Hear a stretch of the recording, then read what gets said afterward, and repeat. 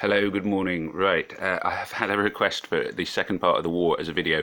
Now, I'm not going to lie, the reason I wasn't going to do the second part of the war as a video is I've got a really busy morning, so you can hear I'm talking quite quick. And just take it from me, all the normal stuff about outrageous accents and little wavy men and everything else that you know how my videos always start. Remember, hit subscribe, like, blah blah blah blah blah.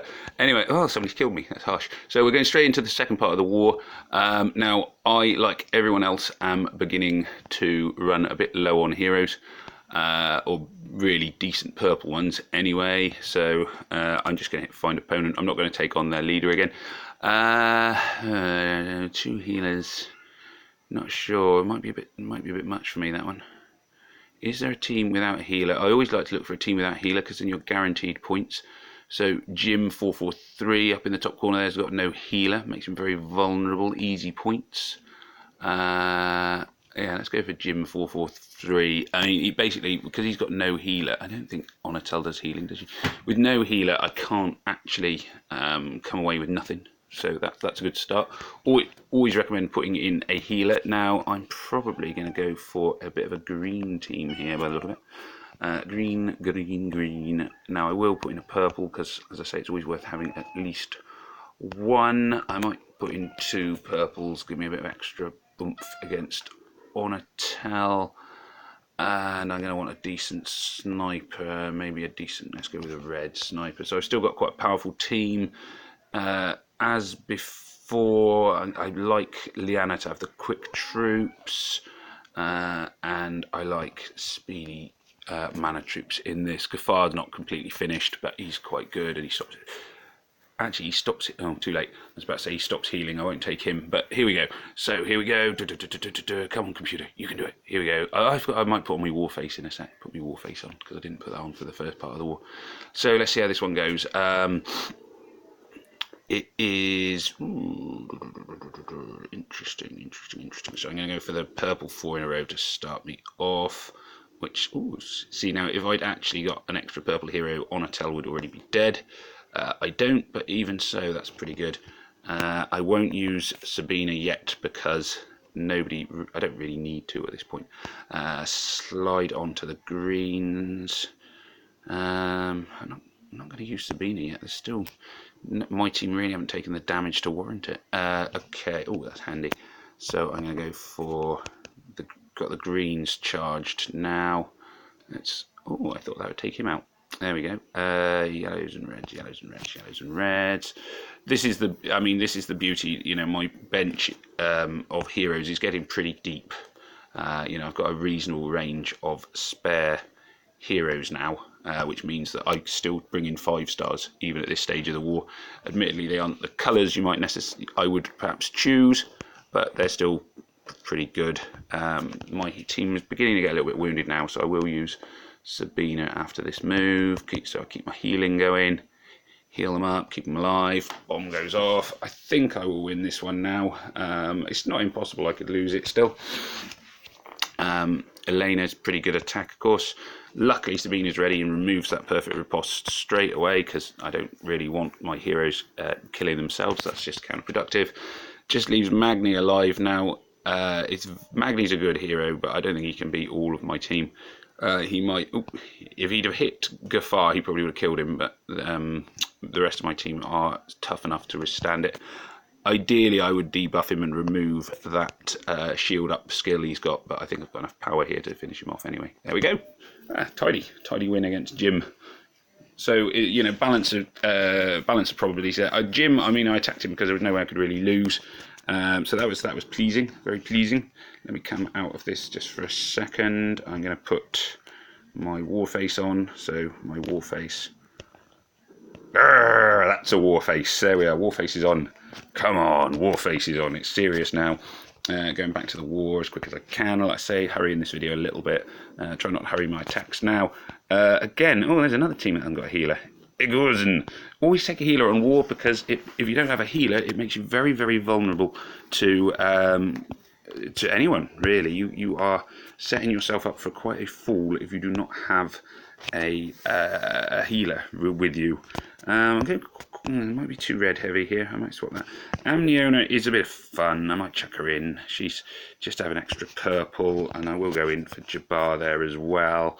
Is that too red heavy? I mean, it is red heavy, obviously, but maybe I'll swap out. Actually, what it's really short of is a decent sniper, so I'm going to put in.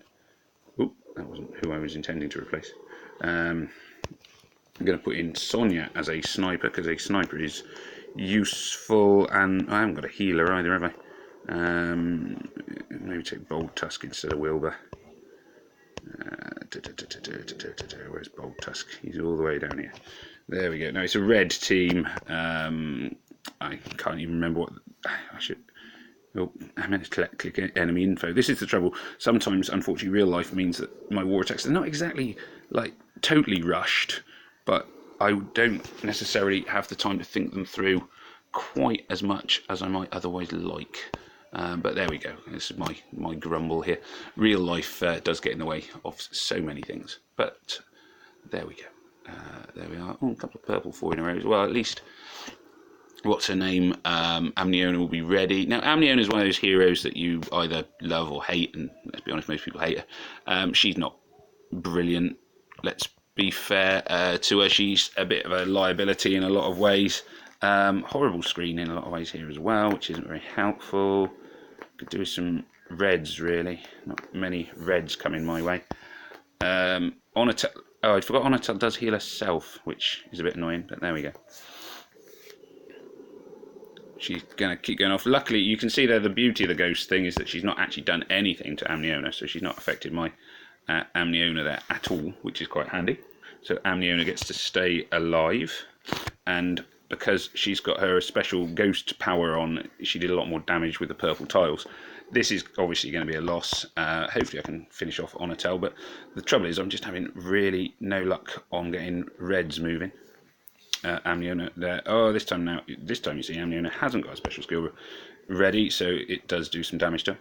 But actually, she did manage to do a reasonable amount of damage there, so I can let Amniona off a little bit. Obviously, this is a loss. Just trying to get as much damage in here as I can. The fact none of my red heroes got to go off is, it's the danger of colour stacking, writ large, basically. If I'd had a few red tiles to begin with, it would probably be a very different story. But I've managed to knock out a tank, and that in itself is always a useful thing. I suspect, there we are, boom, all gone. So I took out a tank and weakened another, so not a great result, that one for me. But I'm not, I'm not going to cry too much. I could have just done with a better screen, and my Warface let me down. Stupid Warface. So let's see, who else would you recommend? The Panda guy.